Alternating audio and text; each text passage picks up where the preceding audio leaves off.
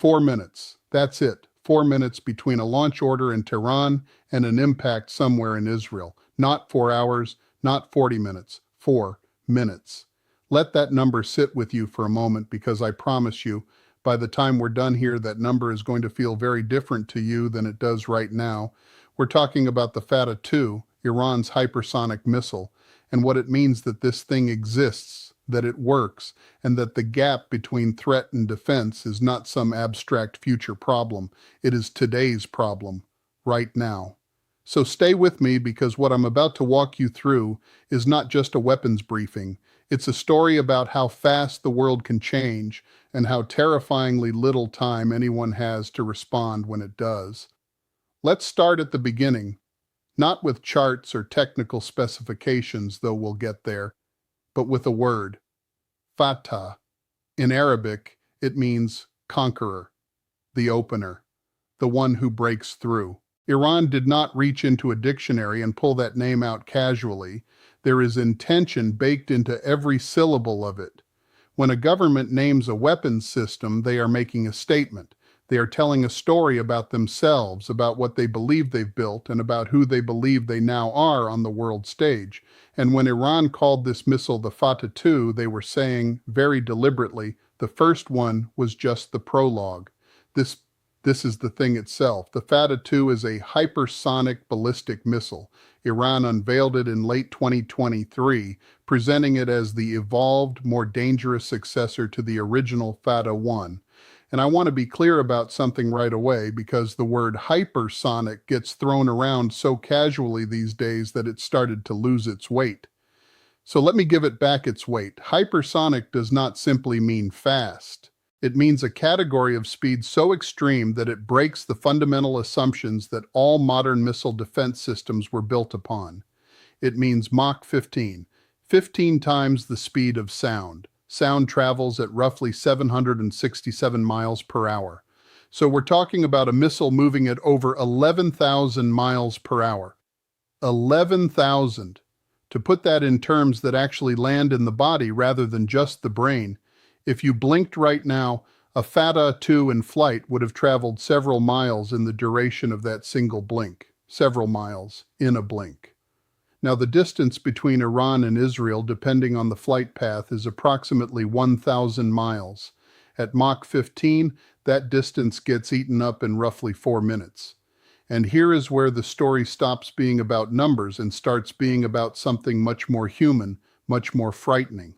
Israel's early warning systems, and these are genuinely sophisticated world-class systems, I am not diminishing them, require a minimum of several minutes to do what they need to do. Detect the launch, confirm it's not a false reading, process the trajectory, determine the target, issue alerts, get civilians moving toward shelters.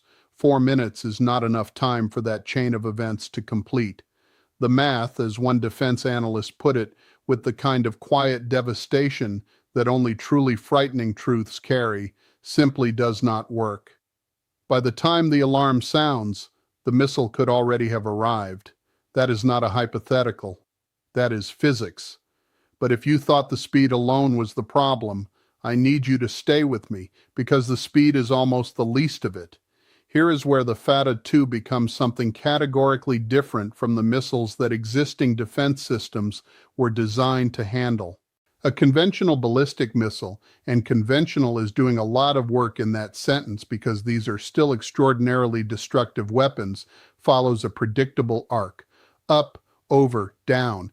It's essentially a very violent version of throwing a ball. Once you see it, once you track it, you can calculate where it's going to land, and you can put an interceptor in that path. That predictability is the entire foundation on which systems like Israel's Arrow 3 and America's THAAD are built. You know where it's going. You meet it there.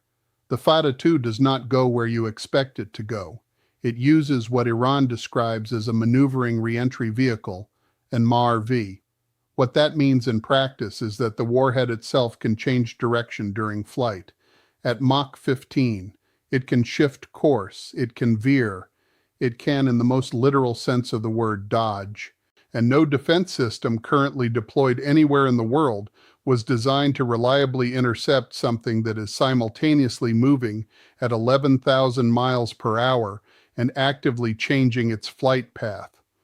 That combination, speed plus agility, is the thing that keeps military planners up at night, not the exaggerated claims of Iranian state media. The physics, just the cold, indifferent physics. Let me tell you about April 2024, because you cannot understand what the Fattah-2 means without understanding what happened that month. For decades, and I mean decades, there was an unspoken but ironclad rule in Middle Eastern geopolitics. Iran fought its conflicts through proxies, through Hezbollah in Lebanon, through Hamas in Gaza, through militias in Iraq and Syria. Iran itself, the state, did not directly attack Israeli territory. That was the line. Crossing it would mean something different, something irreversible. And then in April of 2024, Iran crossed it. For the first time in history, Iran launched a direct assault on Israeli soil. More than 300 projectiles, a coordinated wave of ballistic missiles, cruise missiles, and drones, all fired from Iranian territory toward Israel. The scale of it was historic. The symbolism of it was seismic. Israel and its allies intercepted the vast majority of those projectiles. The Iron Dome, the David Sling, the Arrow systems, American destroyers in the Mediterranean firing interceptors, the defensive architecture performed, and performed well. But here's the thing that gets lost in the headline, Israel intercepts Iranian attack. Iran had just demonstrated something that could never be undone. It had shown that it was willing to do this, that the line it had never crossed for decades it had now crossed. And the Fattah-2, the weapon it had been quietly developing, the one it did not use in April 2024, is Iran's way of making sure that the next time interception is not the story. Why didn't Iran use the Fattah-2 in April 2024? This is the question that, when you sit with it, tells you more about Iranian strategic thinking than almost anything else. The April strike, most serious analysts believe, was calibrated. It was a demonstration, not a declaration of war. Iran wanted to show capability without wanting to ignite a full-scale regional conflict that would almost certainly draw the United States in directly. The weapons it chose for that strike were, in a very calculated sense, the ones Iran was willing to have intercepted. Using older, slower, more detectable missiles allowed Iran to make its point. We can reach you. We are willing to reach you, without committing to the kind of devastating, hard-to-stop attack that changes everything permanently. The Fattah-2 is a different kind of message. It is not a warning shot. It is not a demonstration. It is a trump card. And in the grammar of military deterrence, trump cards are not played lightly, because the moment you play them, you have redefined the game. Every nation with genuinely formidable weapons keeps its most powerful capabilities in reserve precisely because the threat of their use is often more strategically valuable than the use itself. Iran understands this. What the Fattah-2 gives Iran is not just a weapon, it's leverage. It's the ability to sit across from its adversaries and let the unspoken question hang in the air. Are you certain you can stop this? That doubt, that uncertainty, is power in a way that goes far beyond any single strike. Now let's talk about Israel's defenses in honest terms, because Israel genuinely has some of the most sophisticated missile defense architecture in the world, and I think it does a disservice to the complexity of this situation to either dismiss those defenses or to overstate them. Most people are familiar with the Iron Dome, and the Iron Dome is remarkable, but it's designed for short-range rockets and artillery shells, the kind of projectiles that Hezbollah and Hamas fire from relatively close range. For longer-range ballistic threats, Israel relies on the David Sling system, and most relevantly here, the Arrow 2 and Arrow 3 systems. Arrow 3 in particular is genuinely impressive. It is designed for exo-atmospheric interception. It goes up into space, essentially, to hit incoming missiles before they even re-enter the atmosphere. Against conventional ballistic missiles, it has shown real capability. But here is the honest military assessment, and this is not speculation. This is what defense experts across multiple countries have said publicly. Arrow 3 was not designed with maneuvering hypersonic re-entry vehicles in mind. The speed alone pushes against the outer edges of what interception systems can manage. Add the unpredictable flight path of a MARV-equipped warhead, and you have a fundamentally different challenge. Not just a harder version of the same challenge, but a categorically different one. Israel's defense establishment knows this. The United States military knows this. And both countries have been accelerating research into next-generation interception technologies as a direct response to this reality. The United States is developing what it calls the Glide Phase Interceptor, specifically designed to address hypersonic threats. Israel has been working closely with American defense contractors on upgraded systems. But stay with me here, because this is where the story takes a turn that matters enormously. These programs are years away from operational deployment. The gap between the threat that exists today and the defense capability that is still being developed, that gap is real. It is not theoretical. It exists right now in the present tense, and both the people being threatened and the people doing the threatening are fully aware of it. There's a technical detail about the Fattah-2 that most coverage breezes past, and I want to stop here and give it the attention it deserves because once you understand it, the threat profile of this missile shifts from serious to something closer to sobering. The Fattah-2 runs on solid fuel. Now, I know that sounds like the kind of dry engineering footnote that belongs in a defense procurement document rather than a conversation about geopolitical stakes, but bear with me, because the implications of those two words, solid fuel, are enormous. Liquid-fueled missiles need to be loaded with propellant before launch. That process takes time, and time, in the world of military surveillance and intelligence, is visibility. Satellites can detect the fueling activity. Analysts can see the preparation. There is a window, however narrow, in which an adversary might observe what's coming and respond. Solid fuel eliminates that window entirely. The missile sits in its launcher, ready, complete, waiting. When the order comes, it goes. No preparation phase, no detectable lead-up, no extra minutes of warning for the other side. You decide to fire it, and it is already in the air before anyone on the receiving end has processed that the decision was made. Pair that with another development that Iran has been quietly advancing alongside the missile itself, mobile launcher systems. These are exactly what they sound like, launching platforms mounted on vehicles that can be moved continuously, repositioned, hidden in different locations, dispersed across terrain in ways that make them extraordinarily difficult to locate and target.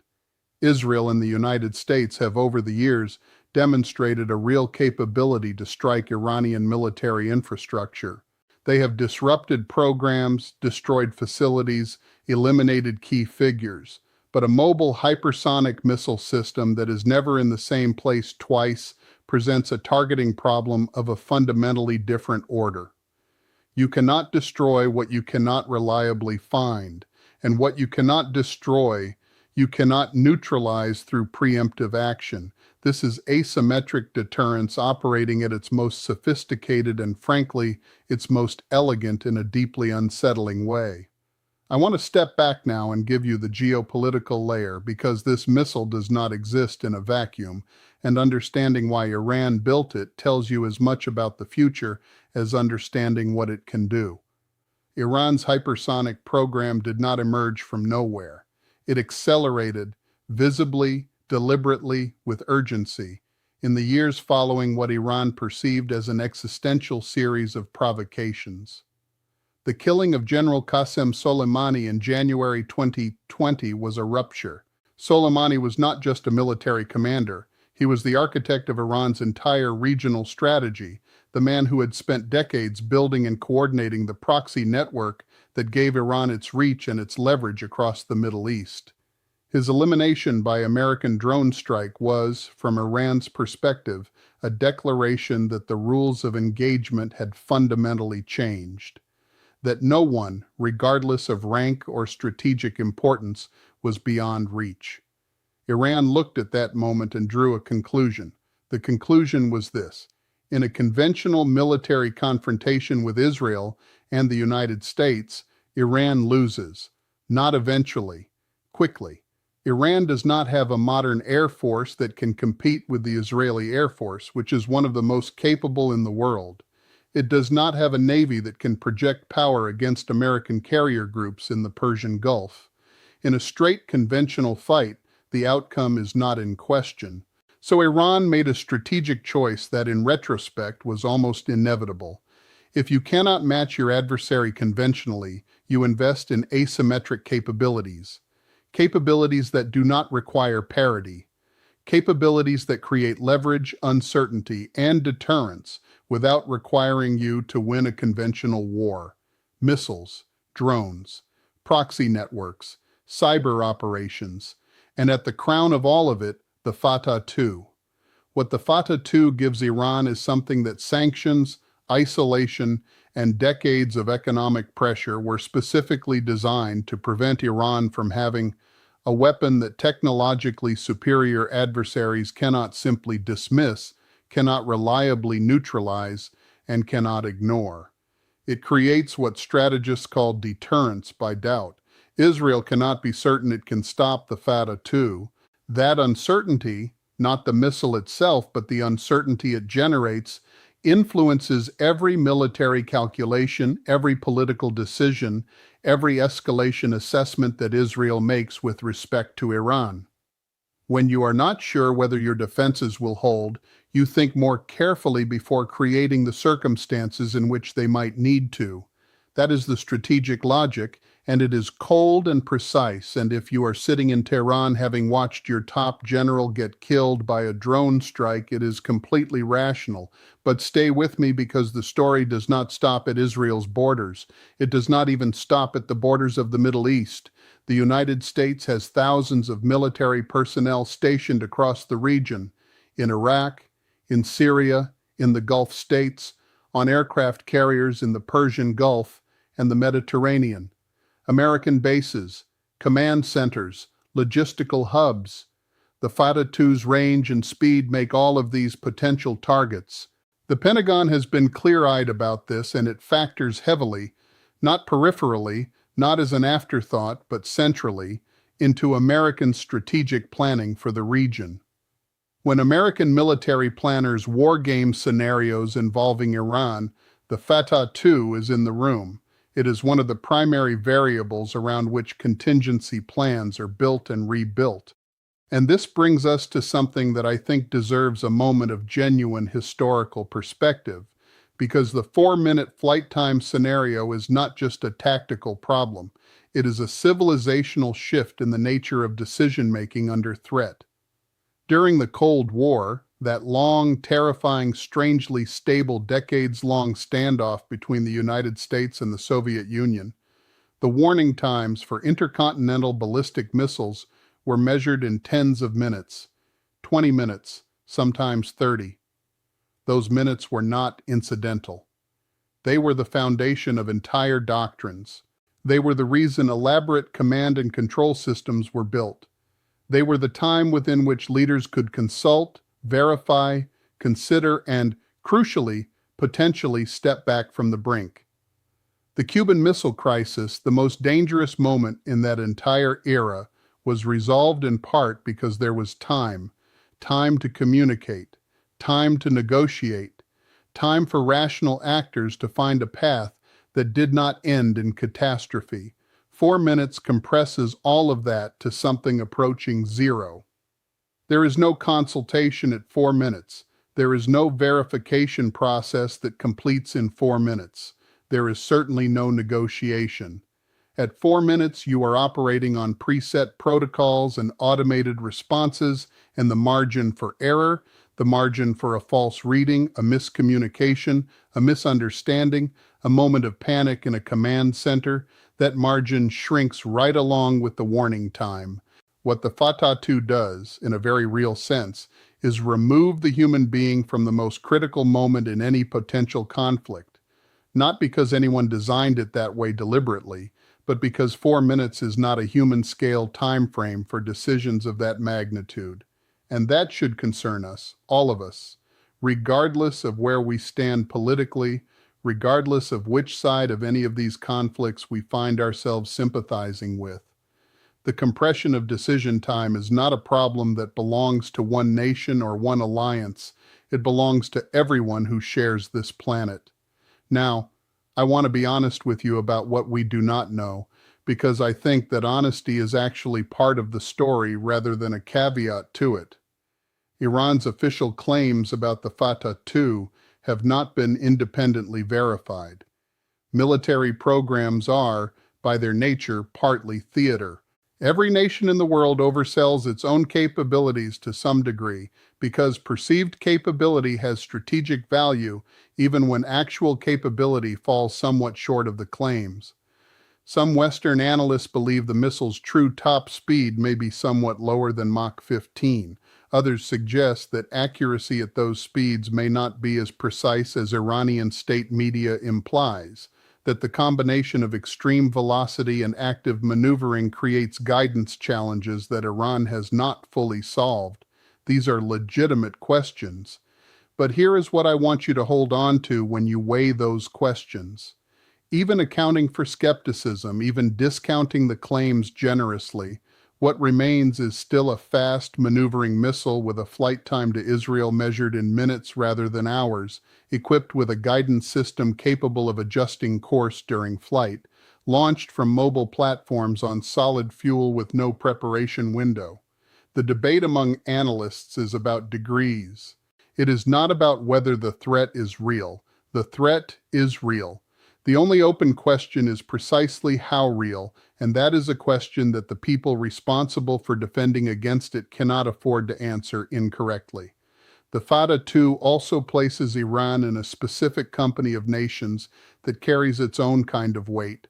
Russia has the Kinjal and the Avangard. China has the DF-17. The United States is in a serious, resource-intensive race to develop its own operational hypersonic systems. These are not rogue state weapons programs. These are the weapons that the most powerful nations on Earth have identified as the defining military technology of this era. And Iran, a country operating under some of the most severe international sanctions ever imposed on any nation, a country that has been systematically cut off from Western technology and Western financial systems for decades, has developed an indigenous hypersonic missile program. Whatever you think of the Iranian government, whatever your politics, that is an extraordinary technological achievement. It is the kind of achievement that fundamentally changes a country's position in the international order, and it demands to be understood rather than dismissed. So where does all of this leave us? What is the honest, clear-eyed bottom line at the end of all of this? The Fattah-2 is not just a weapon. It is a statement. It is Iran telling Israel, telling the United States, telling the entire architecture of power in the Middle East. The calculations you have been making about us need to be revised. We have built something you cannot simply intercept and move on from. We exist in a different strategic category now than we did before. Take us seriously or take the consequences of not doing so. That is the message. And whether that message ultimately leads to greater stability, to a kind of mutual deterrence that paradoxically reduces the likelihood of conflict because both sides understand the stakes, or whether it leads to escalation, to miscalculation, to a conflict that neither side actually wants, but that the compressed decision timelines make more likely, that is the question that will define this region for the next decade. The 4-minute window is, in the end, a symbol as much as a military reality.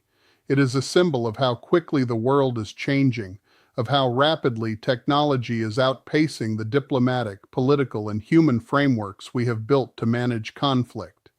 The missile does not care about negotiations. It does not care about frameworks or agreements or back-channel communications. It travels at Mach 15, and it arrives in 4 minutes, and it does not wait for anyone to finish thinking. That is the world we are in now, not the world we are moving toward. The world we are already in, and the gap between that reality and our collective ability to respond to it wisely, carefully, and without catastrophic error, that gap is the most important story of our time, not just in the Middle East, everywhere, because the weapons are getting faster and the decisions are getting harder, and the time to make them is getting shorter, and none of that stops while we figure out what to do about it. That is the Fattah-2. That is the 4 minutes, and that is why it matters.